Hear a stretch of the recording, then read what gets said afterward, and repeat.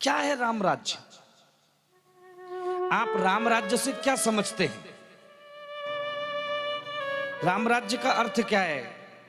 जहां अभाव न रहे, जहां दुर्भाव न रहे, जहां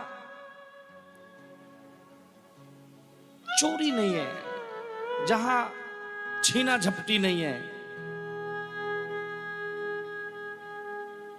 और भैया जहां मुझे कहने दीजिए, जहां निर्णायक स्वयं श्री राम है, जहां सारे निर्णय राम जी दे रहे हैं,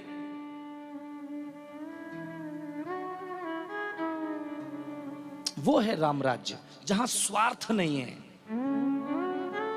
जहां निजताओं पर निर्णय नहीं लिए गए, जहां आत्म केंद्रित होकर के निर्णय नहीं लिए गए कि नहीं ये मेरा है तो इसके लिए कुछ नियम दूसरे हैं, और ये दूसरा है तो इसके लिए नियम कुछ दूसरे हो गए। ये तो मेरा है भाई, तो वहां आप फ्लेक्सिबल हैं, वहां आप उस जैसा हो जाना चाहते हैं, आपकी बातें अपनों के पक्ष में हैं, आपकी बातें अपनों के पक्ष में। राम राज्य वो नहीं है। राम राज्य वो है जो अपनी परम प्रियतमा कोमल हृदया जगत जननी पारंबा राजा जनक की दुलारी दशरथ के कुल की पुत्र वधू। राम राज्य वो है जो किसी के कहने भर से राम ने अपनी निजता नहीं सोची और कहा कि जानकी तुम चली जाओ मुझसे दूर, तुम वनवासी होकर के रहो।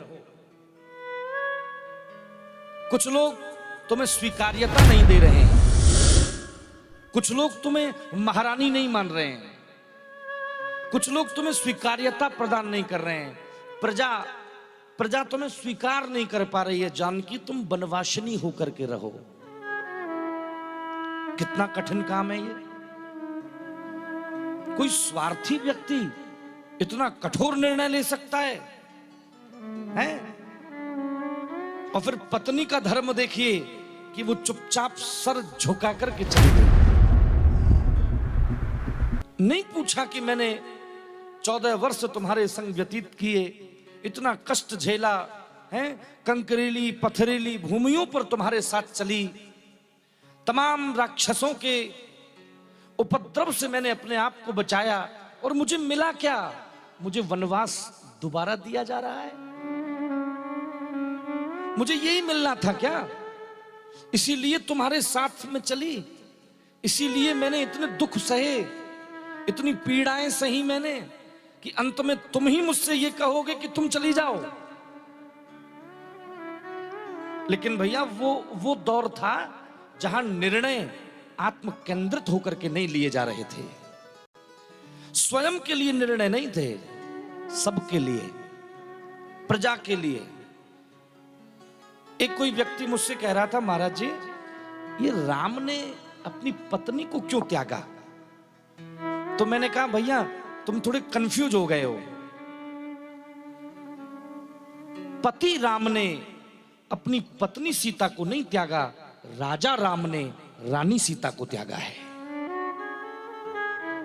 दो त्याग दो प्रकार के हैं। पति राम ने कभी सीता को नहीं त्यागा। पति की भूमिका में तो राम जानते हैं कि यदि मेरी पत्नी, मेरी धर्मप्रिया, यदि ये शुद्ध नहीं है, ये पवित्र नहीं है, तो इस संसार में फिर कुछ भी पवित्र नहीं बचेगा, वो जानते हैं। लेकिन राजा राम, भैया राजा तो किसी एक का नहीं होता भाई। राजा बनके तो हम अपनी पत्नी का, अपने बच्चे का नहीं सोच सकते, फिर तो हम गवर्नमेंट प्रॉपर्टी हो जाते हैं, फिर तो हम सबके हैं। तो जिसमें सब संतुष्ट हों भैया। अगर दूध में, यूं समझिए कि अगर दूध में एक बूंद भी पानी है तो वो 100% शुद्ध नहीं रह गया भैया, उसमें मिश्रण है। अच्छा यूं समझिए कि जैसे 1 लाख रुपया में 1 रुपया कम कर दो तो वो 1 लाख नहीं रह गया भैया, वो कम हो गया कुछ। महत्व ये नहीं है कि कितना कम हो गया, कि 1 ही रुपया तो कम है, लेकिन है तो सही, कम तो है। अब उसे 1 लाख तो नहीं कहा जा सकता, अब आप उसे 1 लाख नहीं कह सकते, 1 रुपया कम हो गया उसमें से। ठीक इसी प्रकार परंपराएं ये थी कि निर्णय आत्म केंद्रित होकर के नहीं लिए जाते थे, निर्णय स्वार्थ से सने हुए नहीं होते थे। वो राम राज्य था।